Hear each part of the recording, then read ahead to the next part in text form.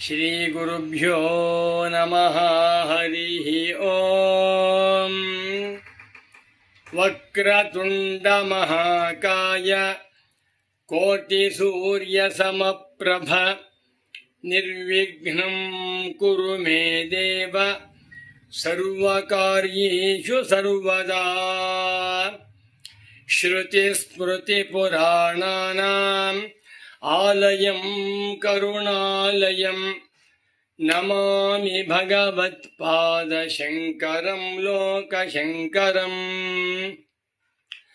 ವಂದೇ ತಂ ಸಚ್ಚಿದಾನಂದಂ ಯತಿವರ್ಯಂ ಮಹಾಮತಿಂ ವೇದಾಂತಸಾರಜ್ಞಂ ಸದ್ಗುರುಂ ಪ್ರಣತೋಸ್ಮ್ಯಹಂ. ಶ್ರೀಗುರುಂ ಪ್ರಣತೋಸ್ಮ್ಯಹಂ. ಸದಾಹಂ ಸಂಪ್ರದಾಯಜ್ಞಂ ಸಂಯಮೀಂದ್ರಂ ಸದಾಶ್ರಯಂ ಸದ್ಗುರುಂ ಸಚ್ಚಿದಾನಂದಂ ಸದಾಚಾರಂ ಸಮಾಶ್ರಯೇ. ಶ್ರೀಮಚ್ಛಂಕರ ಭಗವತ್ ಪೂಜ್ಯ ಪಾದ ಮಹಾಸದ್ಗುರುಭ್ಯೋ ನಮಃ. ಶ್ರೀ ಶ್ರೀ ಸಚ್ಚಿದಾನಂದೇಂದ್ರ ಸರಸ್ವತಿ ಸದ್ಗುರು ಪಾದುಕಾಭ್ಯಾಂ ನಮಃ. ನಮೋ ನಮಃ ಸದ್ಗುರು ಪಾದುಕಾಭ್ಯಾಂ. ಶಂಕರ ಭಾನು ಚಾನಲ್ ವೀಕ್ಷಕರಾದ ಸದ್ಗುರು ಭಕ್ತರು, ತತ್ವ ಜಿಜ್ಞಾಸು ಸಾಧಕರು, ಮುಮುಕ್ಷುಗಳು ಆಗಿರುವಂಥ ತಮ್ಮೆಲ್ಲರಿಗೂ ಇಂದಿನ ಕಾರ್ಯಕ್ರಮಕ್ಕೆ ಹೃತ್ಪೂರ್ವಕವಾದ ಸುಸ್ವಾಗತಗಳನ್ನು ಕೋರುತ್ತಾ ಇದೀಗ ಕಾರ್ಯಕ್ರಮವನ್ನು ಪ್ರಾರಂಭ ಮಾಡೋಣ. ಶಾಂಕರಾದ್ವೈತ ವೇದಾಂತ ಸಿದ್ಧಾಂತದ ಪ್ರಕಾರ ವೇದಾಂತ ಸಿದ್ಧಾಂತವೆಂದರೆ ಅದ್ವೈತ ಸಿದ್ಧಾಂತವೇ. ಎಲ್ಲ ವೇದಾಂತಗಳು ಪರಮ ತಾತ್ಪರ್ಯದಿಂದ ಉಪದೇಶ ಮಾಡುತ್ತಿರುವ ಸಂದೇಶ ಬ್ರಹ್ಮೈವೇದಂ ವಿಶ್ವಂ. ಈ ಪ್ರಪಂಚವೆಲ್ಲವೂ ಕೂಡ ಪರಮಾರ್ಥ ದೃಷ್ಟಿಯಿಂದ ನೋಡಿದಾಗ ಬ್ರಹ್ಮವೇ ಆಗಿದೆ. ಈ ಪ್ರಪಂಚವನ್ನು ಎರಡು ದೃಷ್ಟಿಯಿಂದ ನೋಡಬೇಕು ಅಂತ ಹೇಳ್ತಾರೆ ಜ್ಞಾನಿಗಳು. ಒಂದು ನಾಮರೂಪ ಆಭಾಸ ದೃಷ್ಟಿ, ಮತ್ತೊಂದು ಪರಮಾರ್ಥ ದೃಷ್ಟಿ. ನಾಮರೂಪ ಆಭಾಸ ದೃಷ್ಟಿಯಿಂದ ನೋಡಿದಾಗ ಈ ಪ್ರಪಂಚವೆಲ್ಲವೂ ಕೂಡ ಭಿನ್ನ ಭಿನ್ನವಾಗಿ ಸತ್ಯವಾಗಿ ತೋರ್ತಾ ಇದೆ.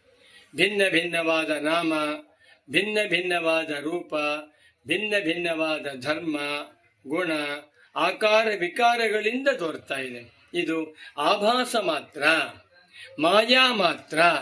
ಹಾಗಾದರೆ ಈ ಪ್ರಪಂಚದ ಪರಮಾರ್ಥ ಸ್ವರೂಪವೇನು ಎಂದು ಕೇಳಿದಾಗ ಬ್ರಹ್ಮವೇ ಪರಮಾರ್ಥ ಸ್ವರೂಪ. ಇರುವುದು ಪರಬ್ರಹ್ಮ, ತೋರುತ್ತಿರುವುದು ಮಾಯಾ ಮಾತ್ರ. ಆದ್ದರಿಂದ ಈ ತೋರುತ್ತಿರುವ ಪ್ರಪಂಚವೆಲ್ಲವನ್ನು ಬ್ರಹ್ಮಜ್ಞಾನಿಗಳು ಅಸತ್, ಮಿಥ್ಯಾ, ಕಲ್ಪಿತ, ಮಾಯಾ ಮಾತ್ರ ಎನ್ನುತ್ತಾರೆ. ನಾಮರೂಪಾತ್ಮಕವಾಗಿ ತೋರುತ್ತಿರುವ ಪ್ರಪಂಚವೆಲ್ಲವೂ ಕೂಡ ಪರಮಾರ್ಥವಲ್ಲ. ಯಾವ ರೂಪದಿಂದ ತೋರುತ್ತಿದೆಯೋ ಆ ರೂಪದಿಂದ ಸತ್ಯವಾಗಿಲ್ಲ ಅಂತ ಹೇಳ್ತಾರೆ. ಇದು ಎಲ್ಲ ವೇದಾಂತಗಳ ಸಂದೇಶ. ಇದನ್ನು ವೇದಾಂತ ಡಿಂಡಿಮ ಎನ್ನುವ ಪ್ರಕರಣ ಗ್ರಂಥದಲ್ಲಿ ಗ್ರಂಥಕಾರರಾದ ಪರಮ ಪೂಜ್ಯ ಯತಿವರೇಣ್ಯರಾದ ಶ್ರೀ ಶ್ರೀ ನೃಸಿಂಹ ಸರಸ್ವತಿ ತೀರ್ಥರು ಒಂದು ಶ್ಲೋಕದಲ್ಲಿ ಹೇಳಿದ್ದಾರೆ. ಆ ಶ್ಲೋಕವನ್ನು ಹೇಳಿಕೊಂಡು ತಾತ್ಪರ್ಯವನ್ನು ಹೇಳ್ತೇನೆ. ವೇದಾಂತ ಡಿಂಡಿಮದಿಂದ ಒಂದು ಶ್ಲೋಕ. ಎನ್ನಾದೌ ಯಚ್ಚ ನಾಸ್ತ್ಯಂತೆ ತನ್ಮಧ್ಯೆ ಭಾತಮಪ್ಯಸತ್ ಅತೋ ಮಿಥ್ಯಾ ಜಗತ್ ಸರ್ವಂ ಇತಿ ವೇದಾಂತ ಡಿಂಡಿಮಃ. ಒಂದು ಶ್ಲೋಕ ಮತ್ತೊಮ್ಮೆ ಹೇಳ್ತೇನೆ.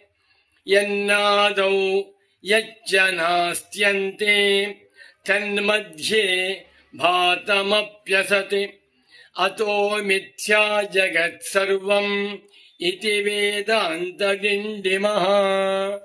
ತುಂಬ ಸುಂದರವಾದ ಒಂದು ಶ್ಲೋಕ. ಈ ಶ್ಲೋಕಕ್ಕೆ ಪದ ವಿಭಾಗವನ್ನು ಮಾಡಿ ಅನ್ವಯವನ್ನು ಹೇಳಿ ಅರ್ಥವನ್ನು ಹೇಳ್ತೇನೆ.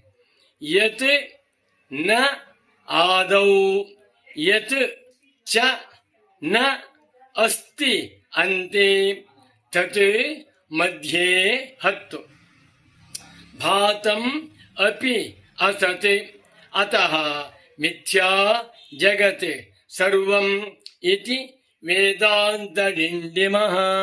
19 ಪದಗಳಿಂದ ಸಿದ್ಧವಾಗಿರುವ ಮಂಗಳ ಶ್ಲೋಕವಿದು. ಮತ್ತೊಮ್ಮೆ ಶ್ಲೋಕವನ್ನು ಓದ್ತೇನೆ, ಗಟ್ಟು ಮಾಡಿಬಿಡಿ.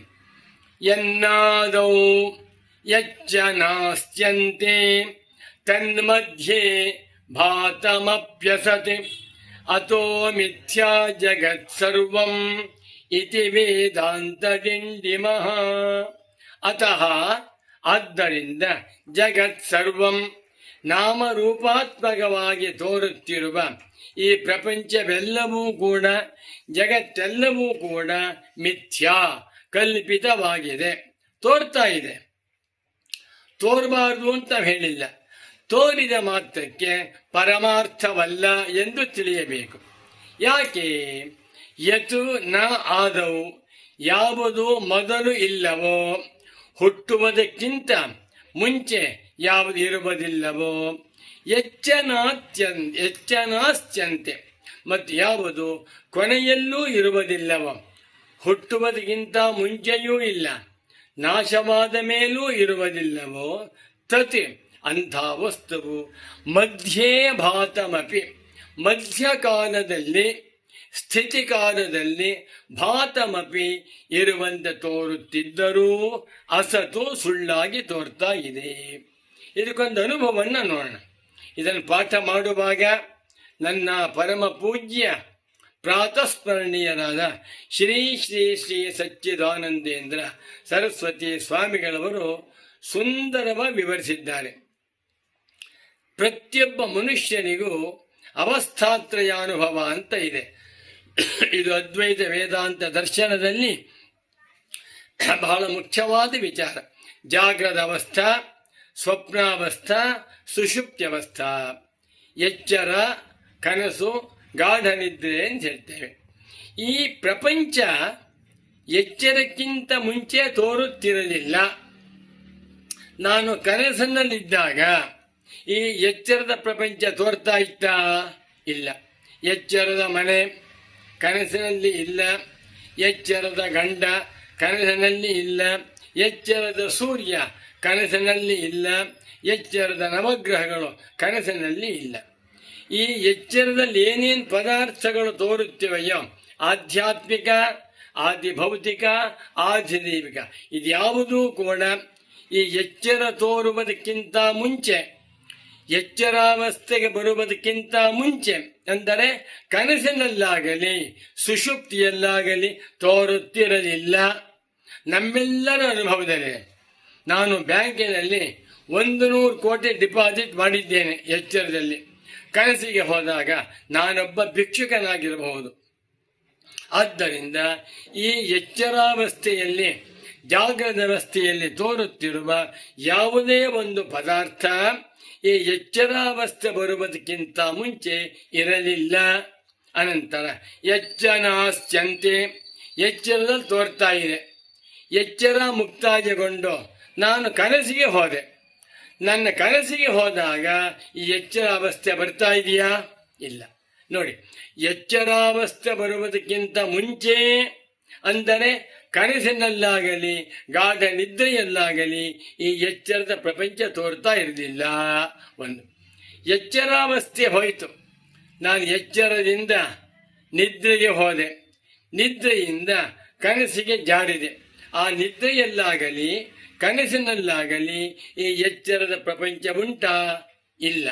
ಆದ್ದರಿಂದ ಎನ್ನಾದವು, ಯಾವುದು ಮೊದಲೂ ಇಲ್ಲವೋ, ನಾಸ್ತ್ಯಂತೆ ಕೊನೆಯಲ್ಲೂ ಇಲ್ಲವೋ, ಕಡೆಯಲ್ಲೂ ಇಲ್ಲವೋ ಅಂಥ ಪ್ರಪಂಚ ಮಧ್ಯೆ ಭಾತಮಪಿ, ಈ ಎಚ್ಚರಾವಸ್ಥೆಯಲ್ಲಿ ಎಷ್ಟೇ ಸತ್ಯವಾಗಿ ತೋರುತ್ತಿದ್ದರೂ ಅದು ಅಸತು, ಸುಳ್ಳು.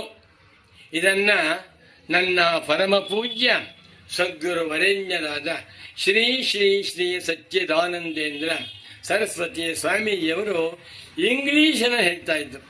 All appearances are deceptive. Defective ಅಲ್ಲ, ಡಿಸೆಪ್ಟಿವ್.